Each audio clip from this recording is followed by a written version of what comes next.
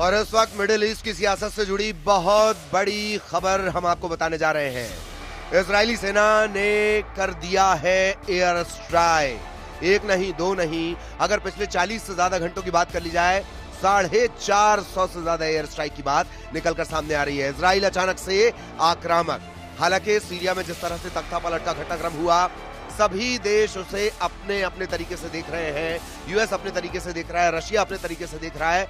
इन सब के बीच इजराइल पर सबकी निगाहें जमी हुई थी और अब खबर ये मिल रही है, बड़ी खबर ये मिल रही है, बशर अल असद की सरकार गिरने के बाद इजराइल ने किया है एयर स्ट्राइक। बीते तकरीबन 45 घंटों की अगर बात कर ली जाए, 450 से ज्यादा हमले किए गए हैं। सीरिया के कई शहरों में हथियारों के depot, anti aircraft batteries production site पर ताबड़तोड़ हमले किए जा रहे हैं। इसके पीछे बताया जा रहा है बशान एरो ऑपरेशन। इजरायली सेना आईडीएफ का कहना है कि वायुसेना ने सीरिया के स्ट्रेटेजिक हथियार भंडारण पर 350 हमले किए हैं। दमिश्क, होम, टार्टस, लटाकिया, पलमायरा, बड़े पैमाने पर यहां पर हमले किए गए हैं। खासतौर पर टारगेट किसे किया जा रहा है? Aircraft batteries, missile, drone, fighter jet और टैंक नष्ट किए जा रहे हैं, यानी इन्हें टारगेट किया जा रहा है। ग्राउंड ऑपरेशन भी लगातार इजराइल की तरफ से चल रहा है। ग्राउंड ऑपरेशन में भी स्ट्राइक की जा रही है। इजराइल के जो गवर्नमेंट के सूत्र हैं, उनके हवाले से जानकारी मिल रही है कि सीरिया का नौसैनिक बेड़ा पूरी तरह से तबाह कर दिया गया है। सेना का अनुमान है कि उन्होंने बशर अल असद के 80% सैन्य ठिकाने नष्ट कर दिए हैं। इजराइल की तरफ से इसे बशान एरो नाम दिए जाने की बात सामने आ रही है। सीरिया में अलकायदा से जुड़े जो सुन्नी विद्रोही गुट है HTS, उसका कब्जा हो गया है। बशर के रूस भाग जाने के बाद इजराइल ने इस मौके का फायदा उठाया। इजराइल ने सीरिया के सैन्य ठिकानों पर हमला कर दिया है। सिर्फ हवाई हमले नहीं, बल्कि जमीनी स्तर पर भी इजरायली सेना सीरिया की सीमा के भीतर घुस गई है। 1990 के आसपास, 1994 में एक एग्रीमेंट के बाद ये पहली बार हो रहा है जब इजरायली सेना ने सीरिया की जमीन पर अपनी एंट्री की है।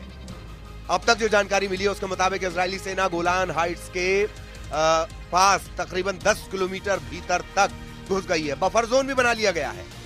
कई रिपोर्ट्स ये भी कह रही है कि इजराइल ने सीरियाई इलाकों पर कब्जे की योजना बनाई है। इस प्लानिंग को वो बहुत जल्द अंजाम देने जा रहा है।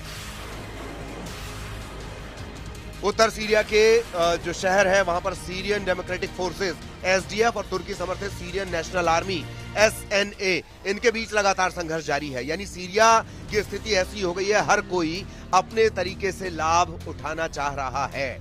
वजह है उसकी कमर्शियल वैल्यू, वजह है उसकी जमीन का ट्रांसपोर्टेशन के लिए इस्तेमाल होना। यही वजह है कि हर कोई अपने तरीके से उस पर फायदा, अपने फायदे के हिसाब से उस पर हमला कर रहा है। SDF और NSA के बीच संघर्ष हुआ है। 3 दिनों में 200 से ज्यादा लोगों की जान चली गई है। SDF की तरफ से यह कहना है कि अमेरिका समर्थित कुर्दिश समूह ने तुर्की समर्थित सुरक्षा बलों के साथ सीज फायर एग्रीमेंट पर सहमति की बात निकलकर सामने आई, लेकिन यह जमीन पर कहीं नजर नहीं आ रहा है। इधर सीरिया के जो केयरटेकर प्रधानमंत्री बनाए गए हैं, कार्यवाहक प्रधानमंत्री जिसे हम कहते हैं, मोहम्मद अल बाशिर, उनका कहना है कि मुल्क में स्थिरता और शांति बहाली की जरूरत है। लेकिन इन परिस्थितियों में जबकि इजराइल लगातार आक्रामक है, हमलावर है, कैसे ये हो पाएगा, इससे लेकर संशय बरकरार है। तो इजराइल ने आक्रामक होते हुए तकरीबन जो हमले हैं, जो जिस तरह से हम आपको जानकारी दे रहे हैं, कुछ घंटों के अंतराल में 40 घंटों के अंतराल में 40-45 घंटे के करीब 450 एयर स्ट्राइक की है। और जो ठिकाना है, दावा यह किया जा रहा है कि असद समर्थकों के 80% जो सैन्य ठिकाने हैं उस पर ये एयर स्ट्राइक एक तरह से की गई है। ऐसा नहीं है, जमीन पर भी इजराइल जो है वो आक्रामक रणनीति के तहत आगे बढ़ रहा है। अब सवाल ये उठ रहा है कि इजराइल जो सीरिया में तख्ता पलट के हालात बने, बशर अल असद को भागना पड़ा, तो क्या इजराइल इसमें कोई मौका अपने लिए तलाश रहा है या ये किसी तरह की चुनौती इजराइल के लिए है? अभी तो इस तरह से घटनाक्रम को देखकर लगता है कि वो इस मौके का फायदा उठा रहा है। मिडिल ईस्ट में लगातार तनाव बढ़ रहा है। 90 लाख के करीब वहां भारतीय रहते हैं। ये भी एक बड़ी चिंता की बात है। घटनाक्रम आपको पता ही है, तकरीबन 5 दशक के बाद जो असद परिवार है उनका किला 11 दिन में ढह गया। इससे ज्यादा वक्त बांग्लादेश में लगा था। इससे कम वक्त में बशर अल असद का किला, असद परिवार का जो किला है वो ढह गया है।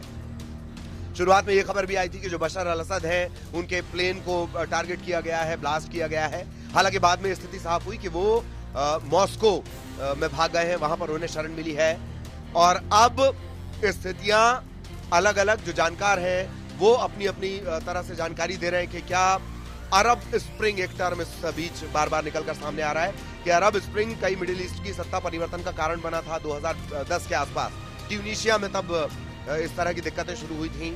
और अब जब 2024 को जो विद्रोह शुरू हुआ, महज 11 दिन में सीरिया में सत्ता परिवर्तन हो गया। तो अरब स्प्रिंग के विस्तार की तरह इसे देखा जा रहा है। अलग अलग जानकार इसे लेकर अलग अलग बातें कर रहे हैं। इजराइल ने बशर की सत्ता का खात्मा होता ही सबसे पहले इसका स्वागत किया था। नेतन्याहू ने मिडिल ईस्ट के लिए इसे ऐतिहासिक दिन बता दिया था। 1.5 साल में इजराइल ने गजा से हमास का सफाया किया है, लेबनान में हिजबुल्लाह से सीज फायर कर लिया है, और अब सीरिया में बशर की सत्ता का खात्मा होने के बाद इजराइल अचानक से आक्रामक हो गया है सीरिया को लेकर। तो गोलान हाइट्स की तरफ भी कदम बढ़ाए जा रहे हैं, जमीन से कदम बढ़ाए जा रहे हैं, ये आप ध्यान रखिएगा। एयर स्ट्राइक तकरीबन 450 एयर स्ट्राइक हुई है। अब तक हालांकि साफ नहीं हो पाया कि दमिश्क पर कब्जा करने वाले हयात तहरीर अल शाम से इजराइल के रिश्ते कैसे होंगे, लेकिन इजराइल कहीं ना कहीं बेहद आक्रामक होकर इसे देख रहा है।